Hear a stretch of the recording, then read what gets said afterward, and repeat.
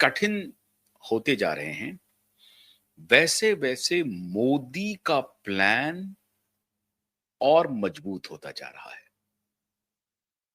कुछ दिन पहले से ही इस बात की आशंका जताई जा रही थी कि जो पूरी दुनिया है, वो अब बायपोलर नहीं होगा, मल्टीपोलर होगा।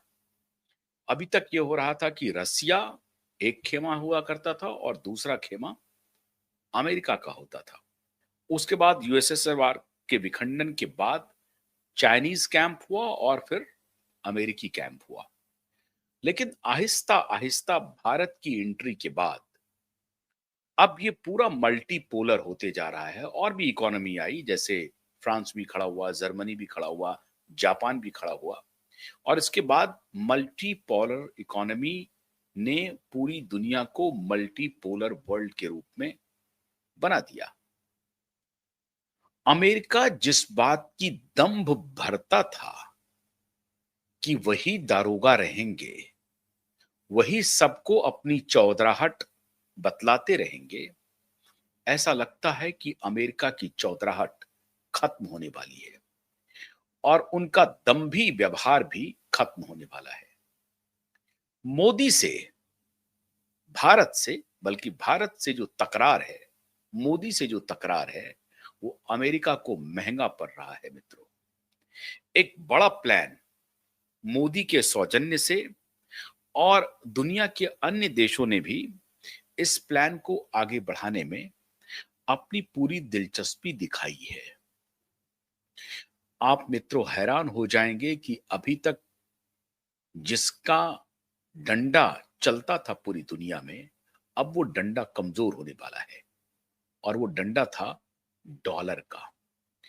डॉलर की हेजेमनी पूरी दुनिया में बरकरार है अब तक, लेकिन अब एक नई प्लानिंग हो रही है पूरी दुनिया में कि ये जो डॉलर राज है, इसको कम किया जाए और ये जो डॉलर का डंडा अमेरिका चलाते रहता है, इसको भी कम किया जाए।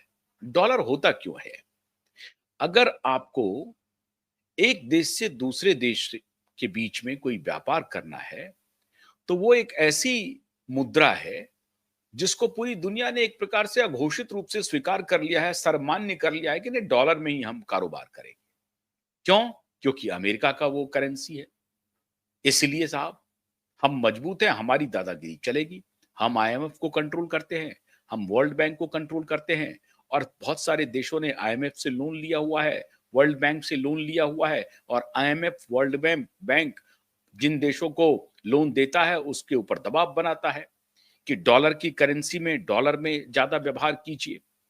डॉलर की आप एक प्रकार से वर्ल्ड बैंक और आईएमएफ जो है, वो अमेरिका का स्टूज बनकर के काम करता है, सूदखोर के रूप में काम करता है। वो सूद पर पैसा लगाता है, देशों को देता है और वो बदले में भारी भरकम इंटरेस्ट वसूल करता है। लेकिन सामने क्या उनका परिदृश्य है कि हम तो जन कल्याण के लिए काम करते हैं, लोगों की भलाई के लिए काम करते हैं, देश के रिकंस्ट्रक्शन के लिए काम करते हैं, देश को आगे बढ़ाने के लिए काम करते हैं। बड़ी अच्छी बात है, काम करते हैं। तो आप ये बात सिर्फ डॉलर में क्यों करते हैं? क्योंकि डॉलर को आपने दादागिरी का हथियार बना लिया है और इसका लाभ अमेरिका उठाता रहा है। अब वो स्थिति बदलने जा रही है। आज मैं आपके सामने जिस बात को रख रहा हूं, उससे आपकी जानकारी थोड़ी आपको होगी भी, लेकिन और स्पष्ट हो जाएगी। Brazil, Russia, India, China, south Africa का एक ऑर्गेनाइजेशन ब्रिक्स आप सबको मालूम है। ब्रिक्स को लेकर के अमेरिका की त्योड़ियां बहुत पहले से चढ़ी हुई थी, उनकी आंखें भी टेढ़ी थी ब्रिक्स के देशों को लेकर के। भारत, चीन, रसिया, ब्राजील और साउथ अफ्रीका बड़ी तेजी से एक बहुत महत्वपूर्ण प्रोजेक्ट पे काम कर रहा है। ये सिर्फ खाली देशों का गठबंधन नहीं है, एक खास प्रोजेक्ट पे ये चारों पांचों देश काम कर रहा है, जो अगर कामयाब हो गया तो अमेरिका की हेजिमनी को ऐसा तार तार करेगा जिसकी अमेरिका कल्पना नहीं किया होगा। और ये पहली बार ऐसा होने जा रहा है मित्रों, जब अमेरिका को फ्रंटल अटैक मिलने जा रहा है। इसलिए मैंने कहा आपको कि अमेरिका ने बहुत बड़ी गलती कर दी, मोदी को छेड़ करके, भारत को छेड़ करके। मोदी उस मिट्टी से बने हैं जो विपरीत परिस्थिति में खुद को कैसे बचाया जाए, निकाला जाए और फिर शेर की तरह दहाड़ा जाए, ये सब जानते हैं।